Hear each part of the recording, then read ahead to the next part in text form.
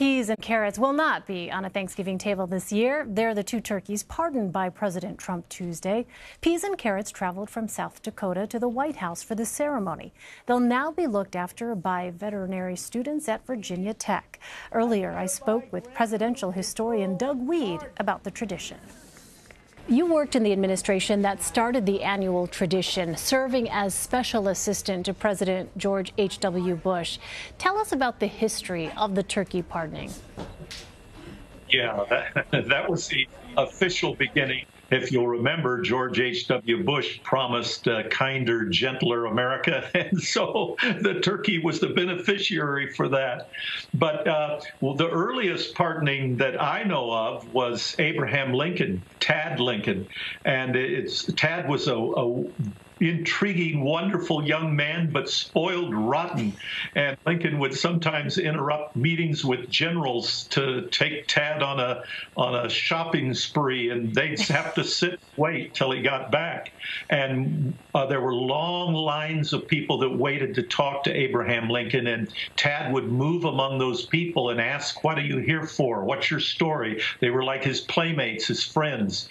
And he found a mother who said her son was going to be executed for desertion. And as she explained all the details, he ran upstairs, burst into the office, and demanded a pardon. And the president argued with him for a while, and Tad would have none of it. And finally, the president wrote out the pardon. Tad brought it down to the woman.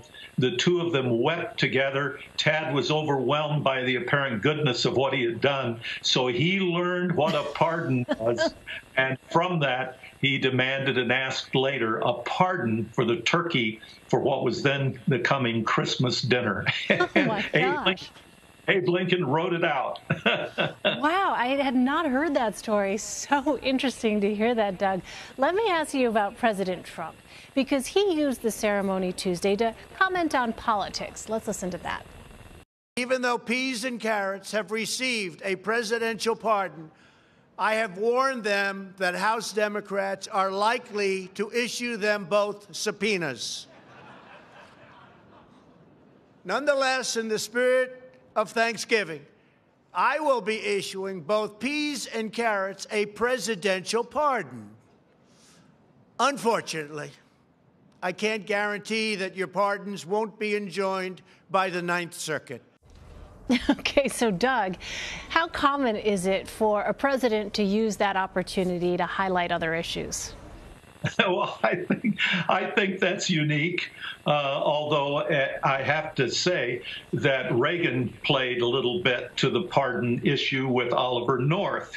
This was during Iran-Contra, and so the president was asked, was he going to pardon Oliver North? And so that was all discussed, and the turkey was discussed. So it has happened, and you'll remember there was a playful moment with Obama's daughters. Yes. Where they kind of rolled their eyes at the whole corniness of, and a Republican staffer felt this was outrageous and took the girls to task, and there was a big backlashing, and the Republican staffer was forced to resign. They said, "Hey, come on, this is pretty corny." The country kind of agreed with Malia and Sasha on that one. I mean, corny but beloved. Why is there such a fascination by the public with the turkey pardoning?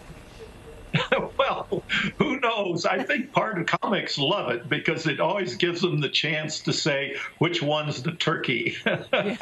And it's just a moment that humbles the president and brings him down to size. And many of us are going to have turkey for Thanksgiving dinner.